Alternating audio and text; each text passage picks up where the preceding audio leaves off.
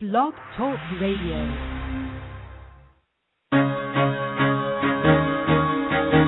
Carol the Coach. Sex, love, and relationships. We talk about it here. Carol the Coach. Compassion with contemporary relevance. I am a psychotherapist. I can be your personal life coach, and I can help you with your issues. There are no problems too small or too big. You can talk about anything. Speaker, columnist, radio TV host, and commentator. Carol the Coach brings messages of wellness and empowerment within reach of everyday people every day. Almost 5 years ago, I lost my soulmate in an accident. He was killed in a plane crash. Life just, for me, has seemed to stop. There are groups all over the city. I teach one.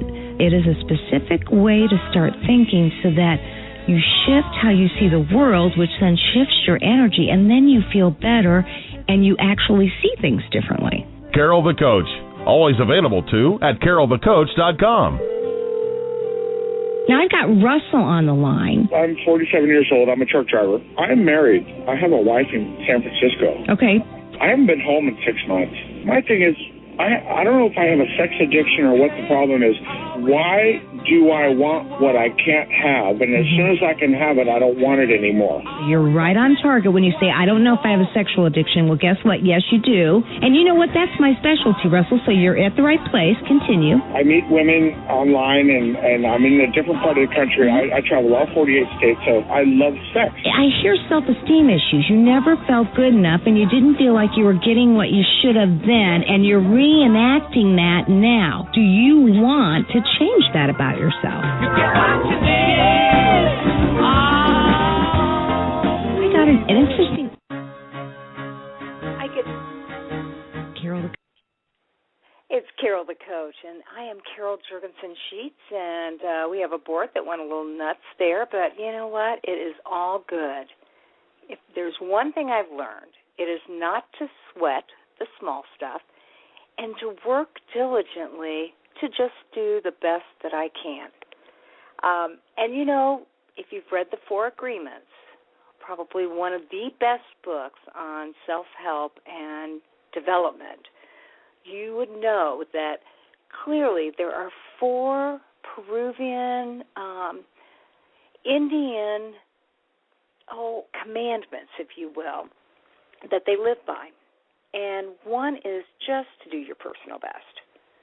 So you can mess up once in a while, you can make a mistake, you can fail at something, and there's no reason to be so hard on yourself.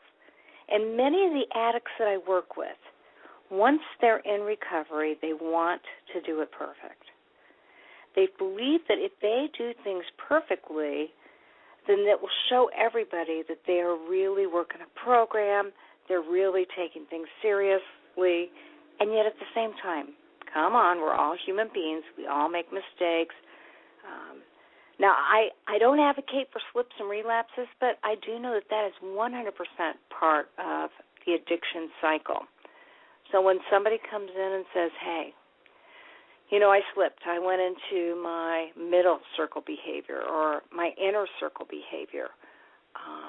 We talk about what to do to get right back on track to get into that outer circle behavior. And for some of you that don't know what I'm even talking about, SAA had developed this model by which there were 3 circles: the outer circle, which are the healthy behaviors, the middle circle, which are behaviors that are really a slippery slope.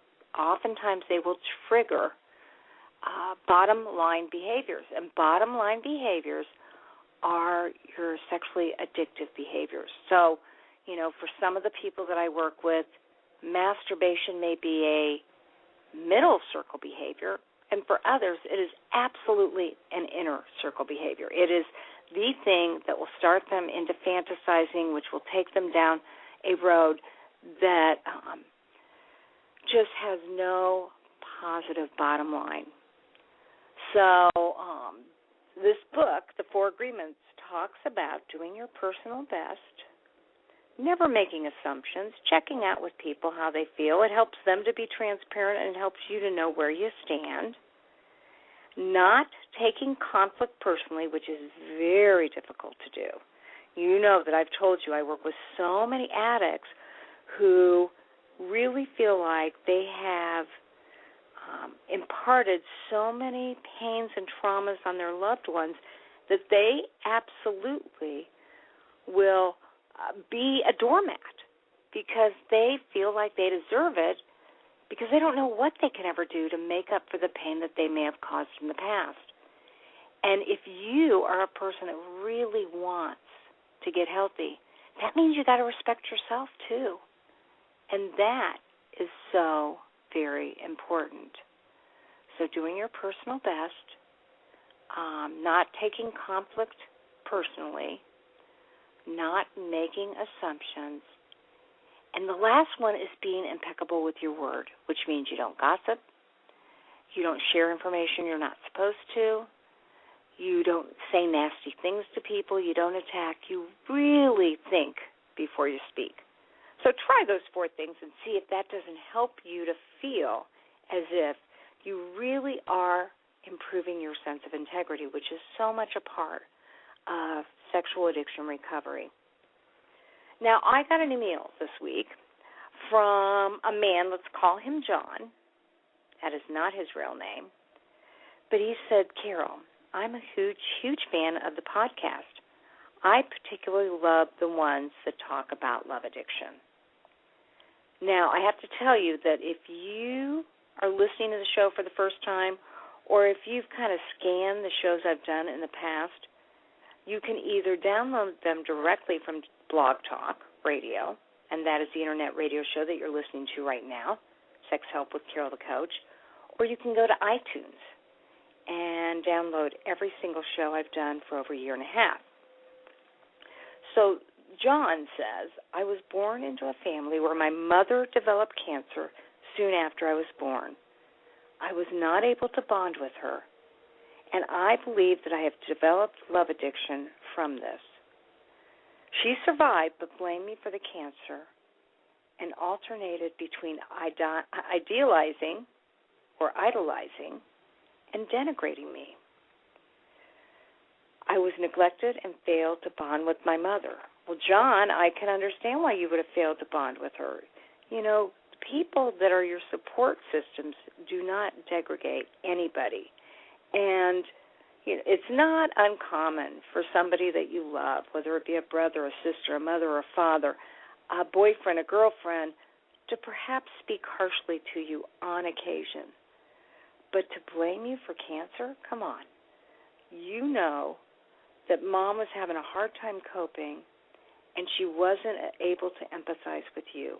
You said, you know, you were born right after she had developed that cancer, and I suspect she was experiencing her own trauma. John says, I was neglected and failed to bond with my mother. She was also depressed and suicidal, and she made me her spouse. I don't think she ever touched me sexually, but many boundaries were crossed. I fantasized that I had a perfect mother and childhood, but obviously that came crashing down on me. Well, it's not unusual for kids to completely fantasize what they want and need as opposed to what's before them. So I'm not surprised that that was one of your coping strategies. Now, I got to tell you, for all my listening audience, John is very sophisticated in that he has sought the right help. He's listening to this podcast. He especially enjoys podcasts on love addiction. He has a certified sexual addictions therapist. He goes to individual therapy, and he goes to group. And here's what he says. You know, when I was about 7, I was sexually abused by an older boy. It was very traumatic for me.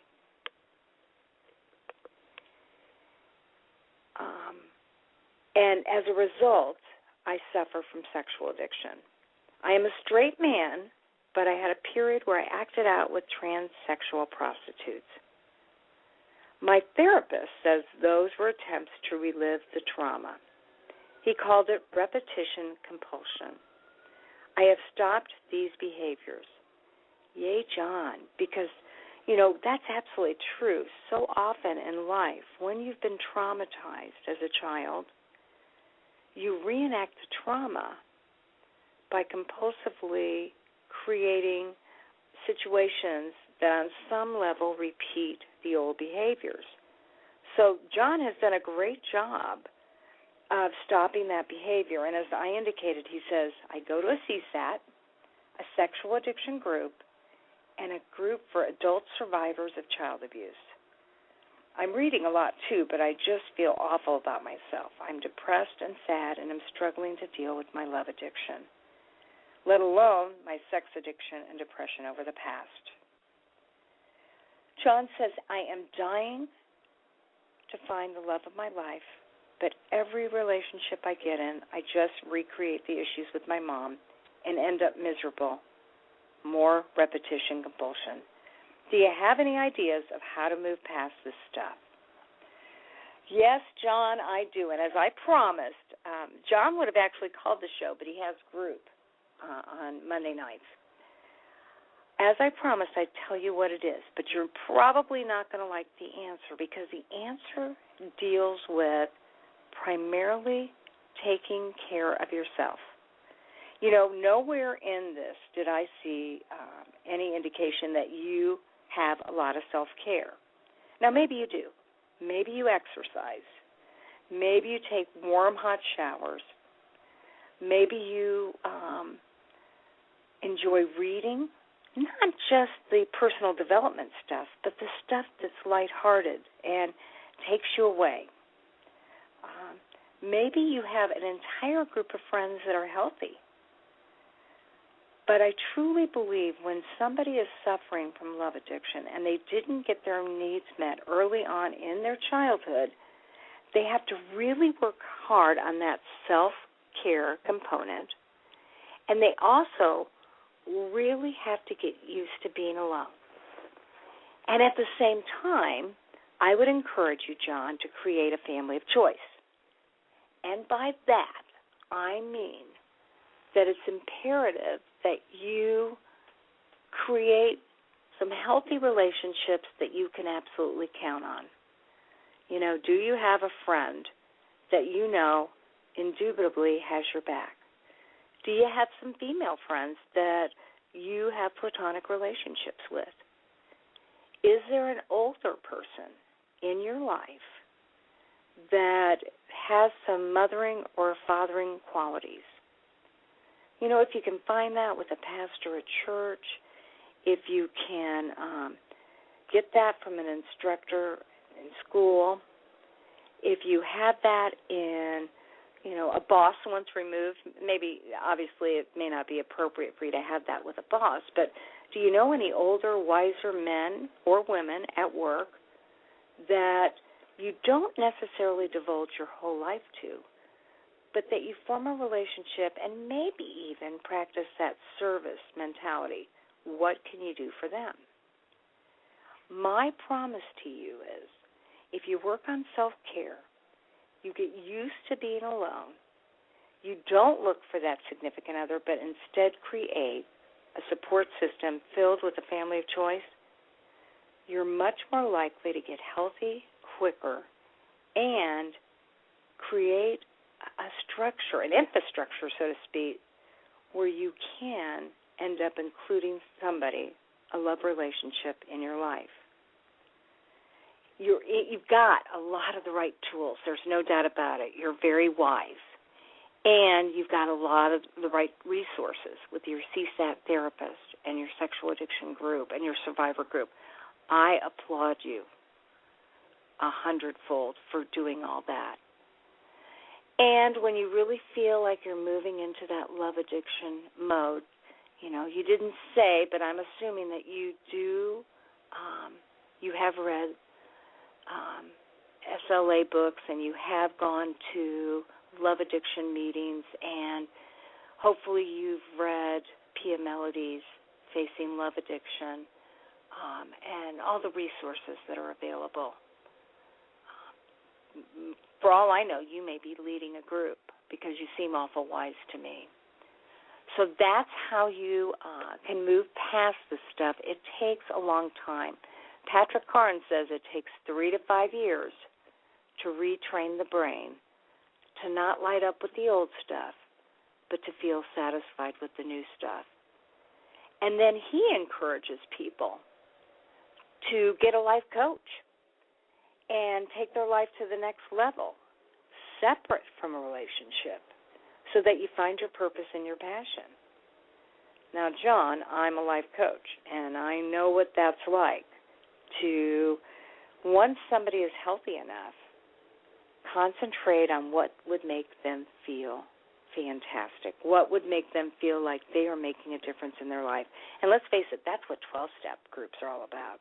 When you get to that 12th step and you're servicing and helping other people, it's not the same as a one-on-one intimate relationship, but it is 100% what you need to do to feel that sense of integrity and like you're on that right track. So, John, I applaud you for doing all the right things. I want you to keep me posted. You can always email me at carolthecoach@AOL.com.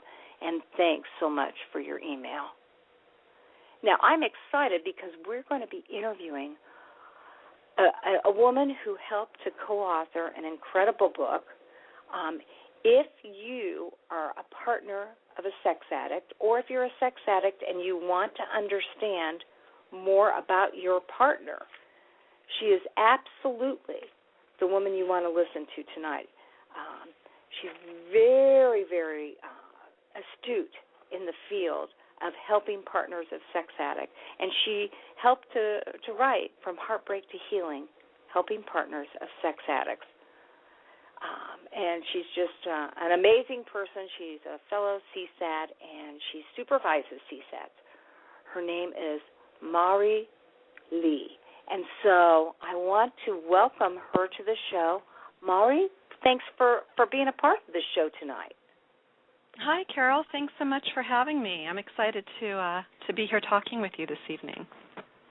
Well, yes, and I know that you really understand how sexual addiction seems to be at an all-time high, and people who suffer from the addiction and who love people that have the addiction are really wondering what they can do to get help. And so tell me a little bit about what made you co-author Facing Heartbreak, Steps to Recovery for Partners of Sex Addicts, which is, by the way, available on Amazon.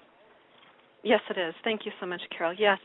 I first got into this work, not by intention. If you would have let me know, I'm 50 years old, but if you would have told me 20 years ago that I'd be working with sex addicts and their partners, I would have thought that was crazy talk. But I came into this work by way of my own personal experience. I was in graduate school and working on my thesis, trying to figure out what the topic would be, and found at that time, my partner at that time was profoundly addicted to Internet pornography.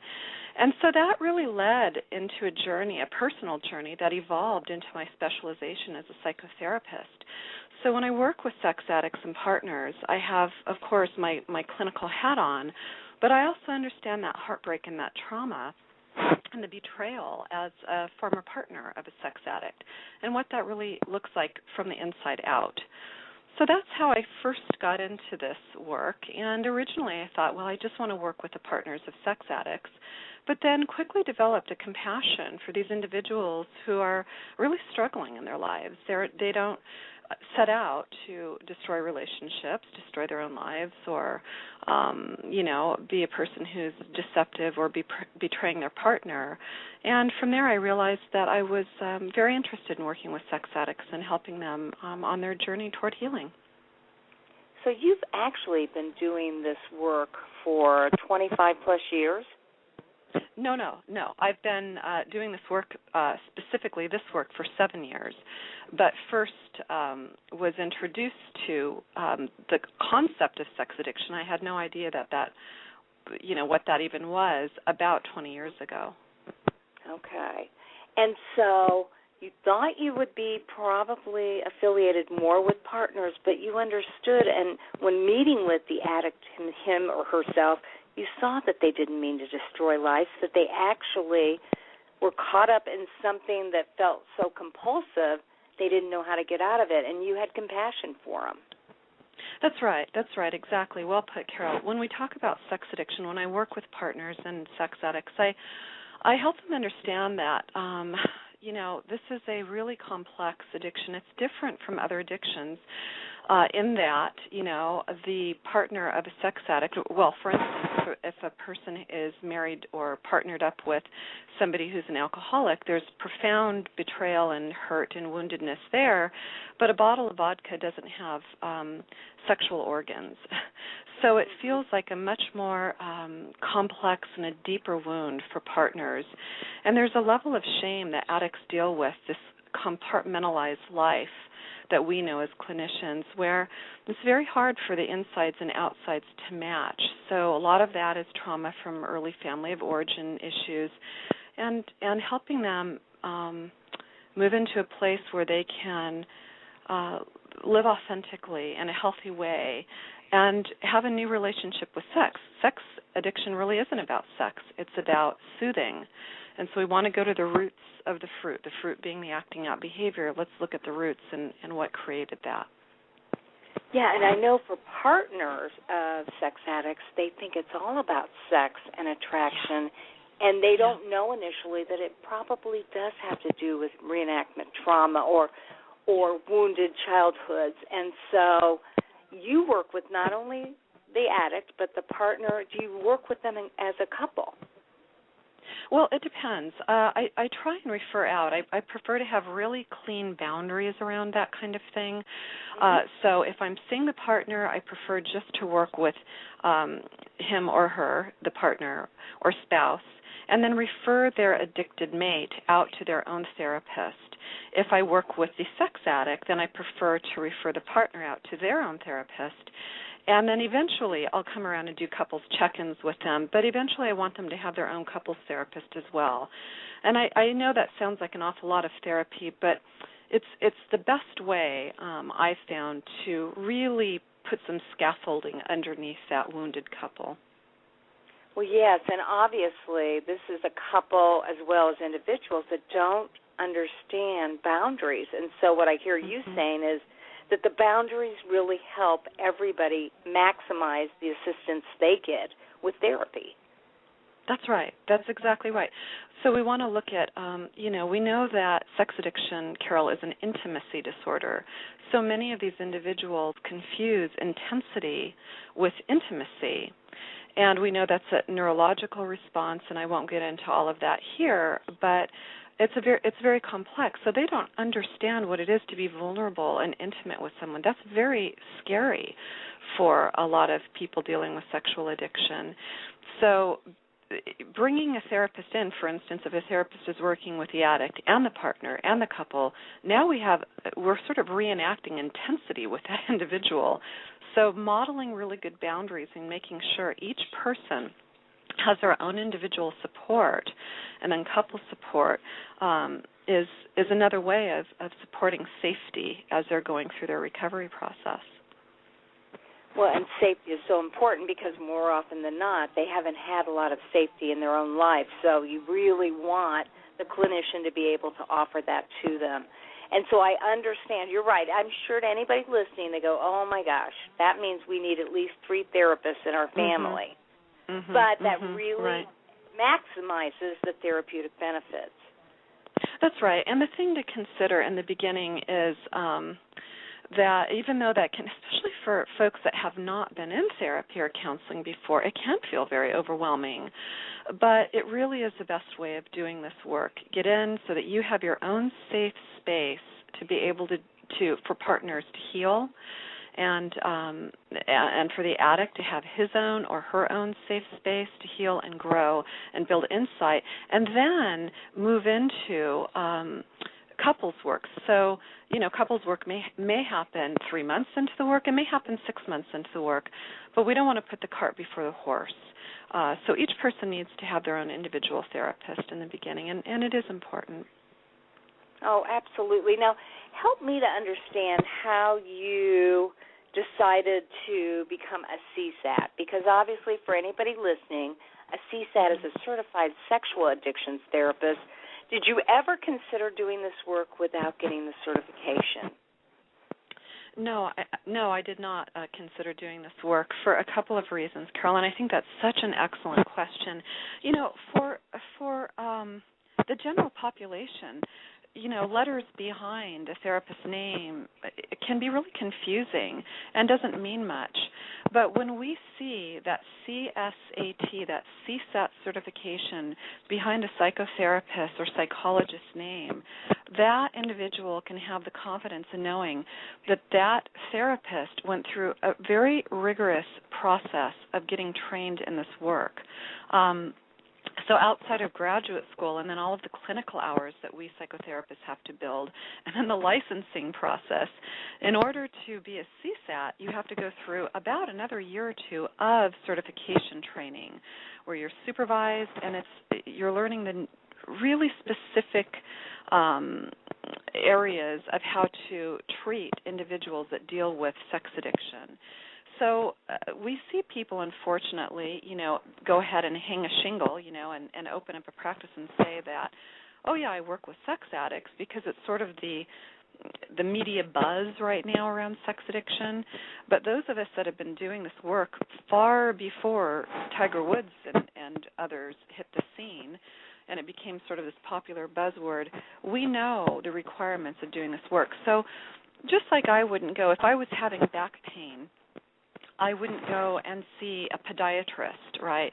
I would go and see a chiropractor. And then if the chiropractor was saying, I think you need to go and see a spine doctor, I would go to that spine doctor because that's a specialist.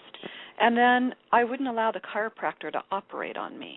We want to make sure as therapists that we are not operating out of our scope of practice. And I don't know if you've experienced this, Carol, but with me, every so often, probably more often than not, unfortunately, I will have clients come in, sex addicts and partners, sharing terrible stories of being in the wrong hands with you know, not working with a CSAT. So I do think it's very important when we're seeing a specialist that we understand why they call themselves a specialist. Absolutely. And then you have an LMFT next to your name. So tell me a little bit about that license and what that's all about. Sure. So I'm in California, Glendora, California, and in the state of California, each state has a licensing board, of course, but in my state that I'm licensed in, the title of my license is licensed, right, marriage and family therapist. The other terminology that you've heard me refer to is psychotherapist. But the license is licensed marriage and family therapist. So any client who's looking for counseling, they want to make sure to ask the right questions about, you know, they want to do their homework. You know, are you a licensed professional? If so, what is your license in? How about, do you believe that sex addiction exists? Are you certified to treat sex addicts and their partners? Where were you certified? So you really want, it's okay to ask really specific questions, and you want to be able to know, as you're building rapport and trust with a therapist, that they will openly answer with 100% transparency any questions like that about their license. Mm-hmm. So that is a good question to ask if you're looking for a therapist. Not only find out if they're a CSAT, but find out if they're licensed. Because obviously you can't be a CSAT unless you're licensed. That's one of the beautiful things about that CSAT process is they check all that out for you. If they're claiming to be a CSAT, then they have gone through some rigorous training as well as scrutiny to make sure that everything is on board, including malpractice insurance and all sorts of things. Now, yes, they do a very rigorous screening there, and you want to ask that therapist, even if they are licensed and they're certified, what majority of clients do they treat that are sex addicts and partners of sex addicts? You want to know that this clinician has a specific recovery program before you as a client are spending your hard-earned money, your precious time, and opening up your heart and your lives, you know, and inviting that person in to work with you. Yeah. Well, you have done so much. Obviously, you supervise CSATs, and you wrote this book, and it's an amazing book, Facing Heartbreak. Thank you, Carol. Thank you. Yeah, so how did you get interested in writing a book for partners of sex addicts? Well, part of the interest, of course, comes from my own personal journey, and then just that personal journey, I call it the gift in the wound. The gift in my wound was I now have a career that I'm passionate about. I'm passionate about working with sex addicts and their partners. And I've always loved to write. Writing has been something I've done. It was part of my first career. In fact, most of my early years as a professional were spent in some capacity or the other writing. So I always had a sense that I would publish a book one day. And then just sort of that perfect, the stars aligned and a dream team came along. Stephanie Carnes, who, of course, is Dr. Patrick Carnes' daughter and just, a force to be reckoned with on her own in our community of clinicians. And then Anthony Rodriguez, he and I actually went through the certification program together and developed a lovely friendship and rapport and respect for each other's work. It was a really nice blend of voices. And Stephanie, I wanted to make sure that we brought in a male voice into this process as well. So one thing that was very important in writing Facing Heartbreak for all of us was we wanted to make sure that this book was not just focused for women, female partners of sex addicts. We wanted to make sure that it was gender neutral and orientation neutral. So this book is written for both male and female partners of sex addicts as well as straight and gay partners of sex addicts. Well, that's fantastic. And again, I'm speaking with Mari A. Lee, and she has co-authored Facing Heartbreak, Steps to Recovery for Partners of Sex Addicts with Stephanie Carnes and Anthony Rodriguez. And, you have been so recognized nationally for the work that you've done with addicts and with their partners. And this book really helps partners to work through not only their feelings of shock, betrayal, fear, anger, and trauma, but there are exercises in this book that help people to get healthier. And so I was wondering if you could share one of the exercises in the book. Oh, I'd be very happy to. Well, let me think about that. There are a few that I really love, but I think the one that I like the most, that I've heard the most feedback from, is anger in the driver's seat. So the way that I describe this exercise is oftentimes partners come in and they're confused, they're traumatized, they're in a state of betrayal, and they're angry for good reason. And they don't know what to do with that anger. And as they move through their recovery process, they experience triggers, just like a sex addict experiences triggers to act out. With sex addiction, partners experience trauma triggers, and sometimes those triggers come out in raging out at the addict. There's blaming, there's shaming that goes on, and really what we're looking at is we're looking at a PTSD, a post-traumatic stress response from the partner. They don't know how to regulate that pain. They're nowhere near building up trust. It's a long process. So in learning, one of the chapters discusses how to express these really challenging emotions in an appropriate way, in a non-aggressive but very assertive way, how to assert boundaries, how to express the anger, and how to recognize it. So anger might be the driving emotion in the driver's seat, but really oftentimes what's whispering in anger's ear are the backseat drivers. So we might have humiliation, shame, confusion, fear.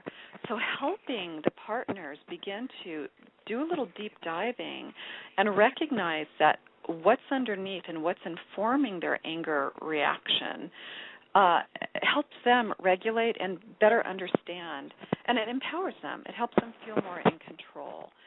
So that's probably one of my most favorite exercises, but there are I must say there are many, many helpful tools for that partner to build a toolbox. So obviously you said that exercise itself helps them to dig deep. And the number one thing they're digging deep for is?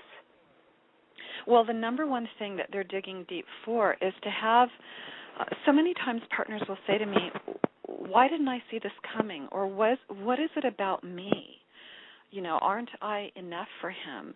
The sexual energy that's due our relationship has now been spread out all over the place through pornography or prostitution or whatever the acting out behavior is. And I don't understand. How did I not see this coming? And helping them, dive underneath that anger and start healing some of those wounds helps them start looking at early roots to their own pain. It doesn't have to be all about the addict. They deserve an opportunity to say, you know what, I'm going to stop and pause, and I don't have to live in the past, but the past does live in me, and it really informs a lot of my choices until I take a moment, take a beat, take a season, and give myself the gift of healing. And oftentimes, as they begin to put their focus back on themselves, their self-worth increases, the trauma reduces, the anger begins to be replaced with insight. It's really a beautiful, beautiful process, Carol. Yes, and, I know that I've had 3 people use your book just in the last month, and they said, all of them in no uncertain terms, oh, my gosh, these people wrote as if they were in my head. They know exactly how I feel, and they know the work I need to do. So there is some predictability. I oftentimes say the partners appear to be more traumatized than the actual addicts. They're the ones that end up feeling like if they had been different, things would have been better. And so that's right. Exactly what you're addressing right now with that exercise, anger in the driver's seat. That's right. Yeah, we want to look again at taking really addressing that internal dialogue. Am I not good enough? And it's sad, Carol, when we see partners that come in that are considering plastic surgery or crash diets or any number of really extreme measures to try, or even have participated in the sex acts or pornography as a way of feeling like somehow this will add value to their sexual self-worth or just their value as a mate. And helping these individuals reframe that and develop a really healthy relationship with their sexuality, it's important because these are shattered people that are coming in.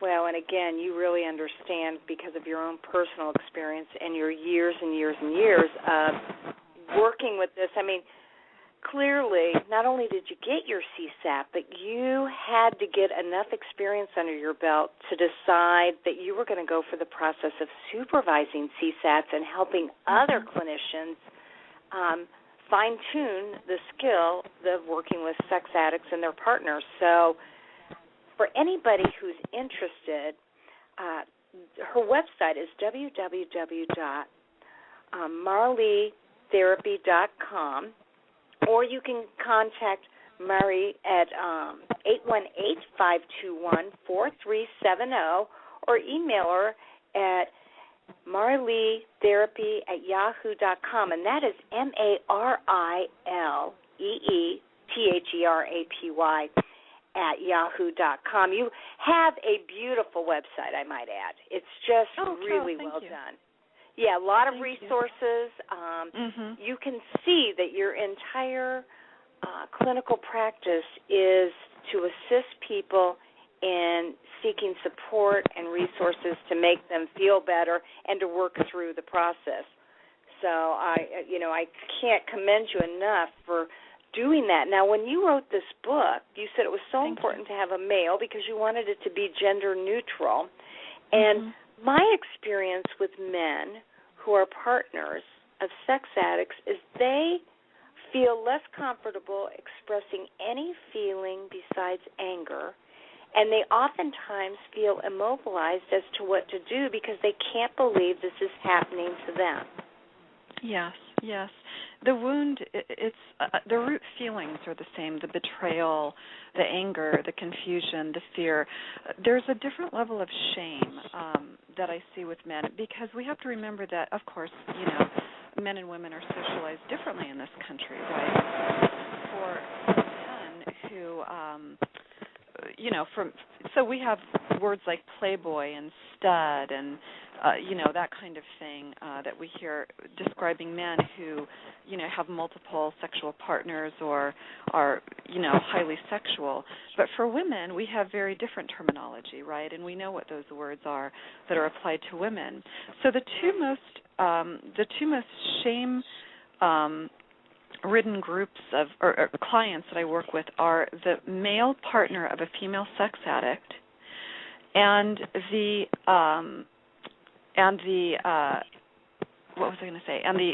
female sex addict. So because the female sex addict feels like I can't let anybody know that this is what I'm dealing with. I'm so ashamed of myself. I'm considered, I don't want to offend your listeners, but a slut or a hoe or some of these things that we hear in the in society, in the media, and of course, the man is a stud. And for male partners of female sex addicts, their shame is, I can't tell anybody about this because everyone's going to judge me. They're going to think that I'm not man enough to keep my wife satisfied. And again, it's not about sex. It's about soothing. So there's a lot of trauma. And yes, you're right, Carol, a lot of rage coming in. Yeah, absolutely. Now, as a therapist who's had years of experience in this field, what would you say a key piece of advice would be that you would give to a partner of a sex addict who may be listening to this show right now? Oh, gosh. Well, the very first thing I would say is you're not to blame.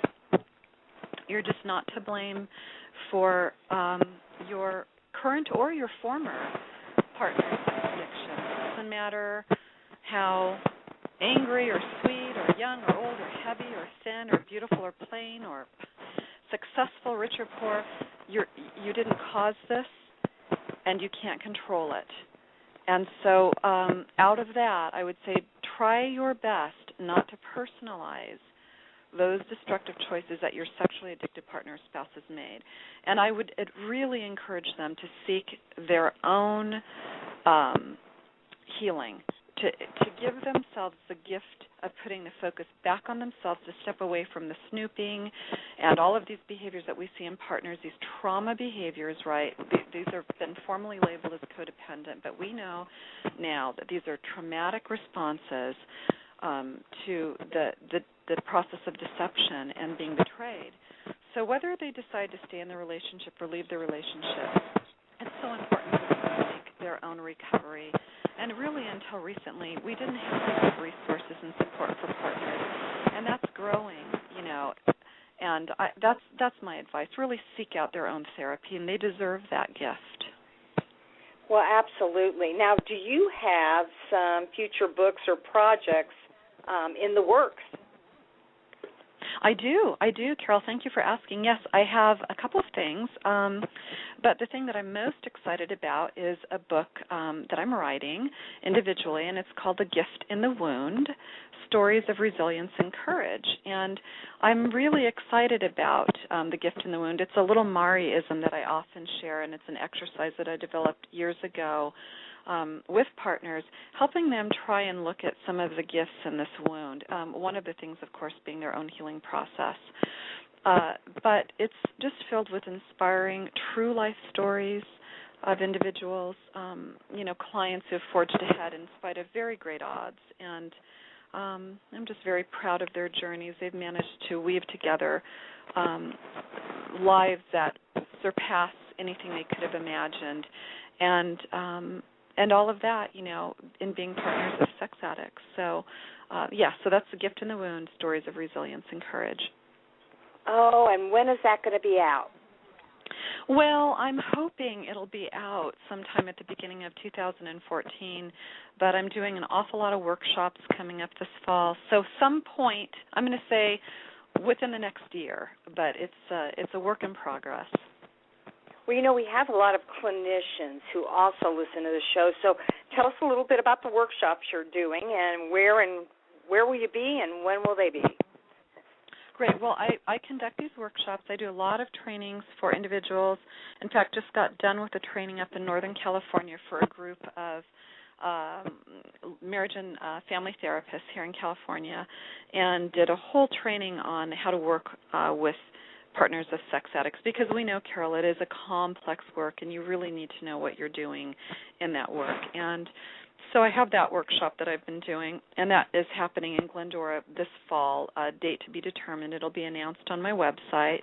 And I also have a page for professionals on my website where I offer a lot of really good information, e-books of exercises, workshop kits, just all kinds of different things that they can take a look at in terms of resources. And then, my next workshop is actually not for clinicians. It's going to be for couples, and that's coming up this summer. And it's a couples communication workshop. And again, all of that information is on my website. So a lot of things going on, but I'm so pleased to know that you have therapists that listen to this show, and I just encourage them, if they're interested in this work, to move forward, get the training, that they need to support these hurting individuals, and I find the work to be extraordinarily rewarding. Well, and I might want to add that for clinicians, Gentle Path, which is a publishing company, has so many of these important publications, books available, and there's a lot of stuff for the partners and sex addicts on that website too, and that is www.gentlepath.com. And for anybody who's looking for a CSAT, obviously Mari's in California, but you can attend her workshops, or you go to www.sexhelp.com, put in your state and your zip code, and it will come up with the people that are closest to you that have been clinically trained in this specialty. That's right. Mm-hmm. So this book has just been instrumental, and obviously anytime people get to work on exercises and get to do their own personal self-growth, they're one step closer to developing a healthy sense of self-esteem and a healthy relationship. I just want to thank you so much for the work that you're doing. This is one of the best partner books I've ever read, and certainly has more exercises than I think any book that I know that's available to partners. Are there other books you might recommend that Gentle Path publishes or elsewise that you think might be helpful for partners, besides, of course, Mending the Shattered Heart by Stephanie Carr? Oh, okay. Yeah, I was going to mention that. Well, I thank you. First of all, Carol, thank you so much for those very kind and supportive remarks. And our whole passion in writing this book is to support partners so that they feel like they have a safe place to go. If they can't get in to see a therapist, they have a resource that they can use every day to help them through this really challenging journey toward their own healing and recovery. But let's see. I really like, Maureen Canning. She has a book that's really fabulous. I think that's for female sex addicts, though. For partners, there's not a whole bunch of stuff out there. There's Mending a Shattered Heart. I love that. And, nothing is coming to mind right off that. I'm not trying to do that deliberately because Mari, I'm the author of this book. I just can't think of anything. Have you read the narrative, House Interrupted? Which is, yes. Yeah, I think that's an excellent book that speaks to the rage that a partner can feel when they're dealing with the betrayal that comes with sexual addiction and the work that a partner has to do to get help. Right, yes, so much rage and so much betrayal. And, another book, even though we're, again, getting past that, codependent label, Another book that I like a lot is by Melody Beatty, and that is called Codependent No More. And so it just really speaks to some of the behaviors around overcompensating. so oftentimes partners will feel like they have to overcompensate in the relationship. Mm-hmm. And, I really think that Melody Beatty does a good job. Oh, another book that comes to mind is excellent, my partner's love, is The Betrayal Bond, Breaking Free of Exploitive Relationships by Patrick Carnes. Mm-hmm. And now things are starting to flow in. And one other that I really like a lot, Carol, is After the Affair by Janice Abrams Spring and Michael Spring. Oh, so I would say The wonderful. Betrayal Bond. Oh, she's great. Yeah, The Betrayal Bond by Patrick Carnes and After the Affair by Janice Abrams Spring are two really good books that I will often, of course, and then Mending a Shattered Heart by Stephanie Carnes. I'll often have my partners reading those as an adjunct to facing heartbreak. Yeah, because this really is a long-term process in that the pain doesn't go away in a month or two. It takes a while, and that is simultaneous with the growth that person makes. So this is a difficult process, but certainly one that can be overcome. So, again, I cannot thank you enough for your time and for having written this book. I can't wait to read your next one. And would you one more time repeat your website so that anybody who needs to get on there might look through that and see about your upcoming workshops? Oh, I'd be happy to, Carol. Thank you. Yes, it's www.marileetherapy.com, and I'll spell that. It's M as in Mary, ARILEETHERAPY. So marileetherapy.com. And the books that I just mentioned and so many other resources are under my resources on that page. So they can come in to the website, they can tool around, look around, and I think they're going to find a lot of things that validate and support and point them into a direction of healing, and that's the ultimate thing. And thank you, Carol, so much for providing a platform for our voices to be heard and to just encourage and support partners and also people dealing with sex addiction and our fellow colleagues. I so appreciate it. Well, you're welcome, and look forward to seeing you at the next conference. You take care. I do too. Okay, talk to you soon. Bye-bye. Talk to you soon, Carol. Be well. Bye-bye. Well, as you can see, this woman is just a wealth of knowledge and knows exactly how it feels to experience the shame, the betrayal, the anger, the sadness, the loneliness and fear. And as she talked about earlier, the fact that it is so typical for partners to want to overcompensate and to feel like if they do something differently, it will make the difference with their addict partner. And the thing that makes the biggest difference is taking care of yourself. So if you're a partner of an addict, highly recommend that, again, you get this book, truly one of the best in the field, and it's called Facing Heartbreak, Steps to Recovery for Partners of Sex Addicts. It's available at Amazon and also through Gentle Path Publishing Company. And so, if you're an addict listening to the show, I certainly hope that gave you some insight into how your partner felt. And, certainly the men and women that I work with that are addicts so oftentimes are working on themselves, but they're really working on empathizing and validating their partner's pain and also their partner's growth. So we're going to be ending the show, and as I oftentimes say, at the end of every show, there will only be one of you at all times. So fearlessly have the courage to be yourself. Next week we have Jan Wolfe, who's going to be talking about sexual addiction, another expert in the field. So I look forward to hanging out with you next week, same time, same place, and appreciate that you listen to us every Monday night at 9 o'clock, 9 p.m. Eastern Standard Time. You can always contact me at carolthecoach@AOL.com, or you can go to my sex addiction workshop website, and that is sexhelpwithcarolthecoach.com. And if you want my life coaching information, if you want to see what I look like, what TV appearances I've done, you want to hear some of my radio shows from around the country, you can go to www.carolthecoach.com. You be well, and we'll see you next week. And fearlessly have the courage to be yourself. Have a great night.